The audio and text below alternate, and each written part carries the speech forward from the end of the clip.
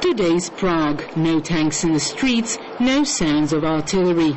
40 years on, almost nothing reminds of the dramatic events that took place here in 1968. Nothing but memories.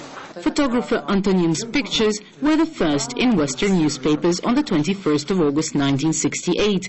He was at the heart of events when he took to the streets with his camera. It was a shock, like a bad dream. I was in the middle of a crowd when a tank started shooting above people's heads. That was the only moment I was scared. But other than that, I never saw any signs of violence. I even had a feeling the Soviet soldiers were trying to find a common language with the locals. Antonin didn't see any brutalities and explains what is on the photo that was nominated for a Pulitzer Prize. You see, a tank is burning. Well, it was the Czechs who set it on fire, and the Russians were simply trying to put it out. Their reaction wasn't really as brutal as some are trying to present it today. It is that day, when the troops of 5 of the Warsaw Pact allies entered Czechoslovakia, that over the years has become the focus of everyone's attention. Miloslav Vlček, Speaker of the Czech Chamber of Deputies, says people don't remember it wasn't all about the 21st of August.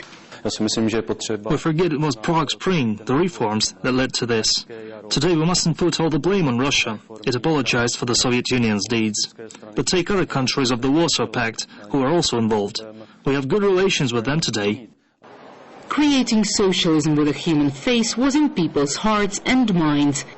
The Soviet Union entrusted Alexander Dubček, the new leader of the Czechoslovak Communist Party, to build any kind of socialism, as long as it didn't hamper the interests of the Warsaw Treaty. Marat Kuznetsov worked in the Soviet embassy in Prague back in 1968.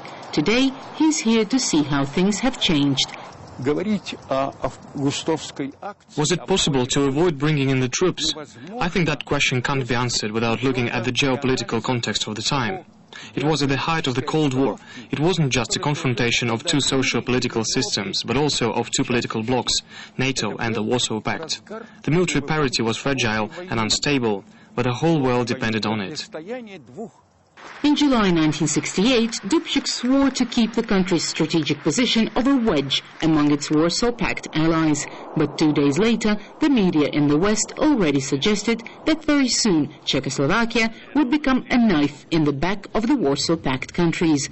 According to the former Soviet diplomat, at stake was peace in Europe that could have been shattered by this geopolitical shift. But for many here today, all of this is already history.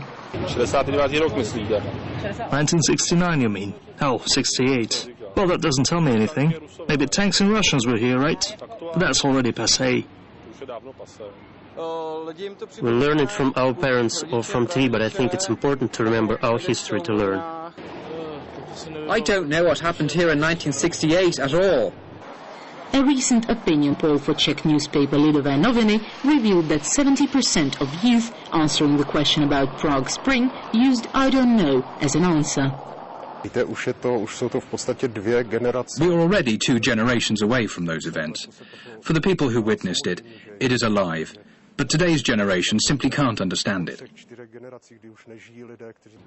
Of course it meant a lot for us, but as time goes by, I would say now that it all doesn't matter that much.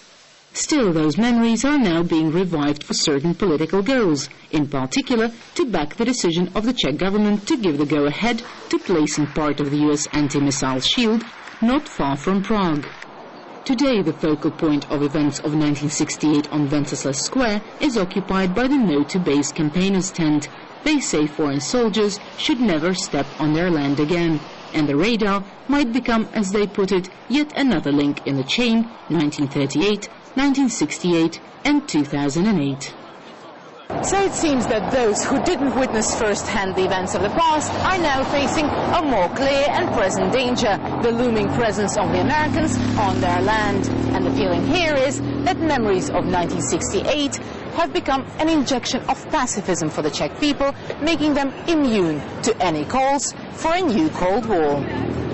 Daria Pushkova, RT, Prague.